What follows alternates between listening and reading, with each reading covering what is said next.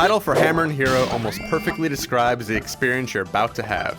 In the first level, you wield an oversized hammer and proceed to heroically bash the heads in of anyone who opposes you.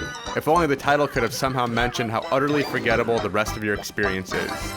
The few hours that it will take to bash through your enemies contains simple fun, but the gameplay is so unremarkable, you'll be hard-pressed to remember anything that happened after the credits abruptly roll. Hammerin Hero is a side-scrolling platformer with a strong emphasis on hitting people with your weapon of choice. The 12 levels are full of unintelligent enemies who have neither the mental prowess or mental skills to take you down. It's a good thing enemies don't pose much threat, because you only get 2 different attacks, strong and weak, and a super move. Most enemies require you to only slam on the attack button a few times and avoid their slow-moving projectiles, while the boss fights rely on easily memorized patterns that only momentarily halt your progress. Considering the bulk of the game is just bashing people in the head, it's a shame the actual combat isn't interesting or varied.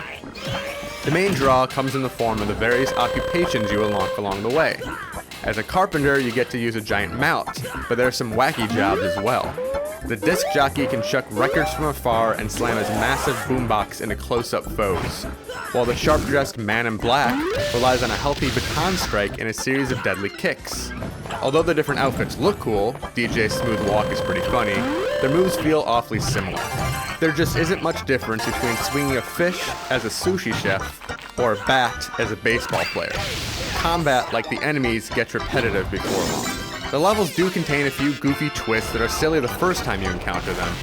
Innocent bystanders stand in the background until you coax them to help you. It's pretty funny seeing a Mr. Met look-alike being escorted from a baseball diamond, or a few angry amusement park goers tossing bottles at a mean boss. You can also grab food from fallen enemies that you can mix between levels for tasty recipes. These moments add some personality to the experience, but the drab gameplay just isn't interesting for long.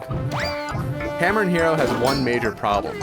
With neither joyously awesome moments nor painfully awful section, it just sort of exists. The only noteworthy thing about this game are the goofy costumes you unlock, but the combat changes so little with the different jobs, you're stuck muddling through the same mindless combat the whole game. It's cute and silly at times, but Hammerin Hero is ultimately just another bland, forgettable platformer.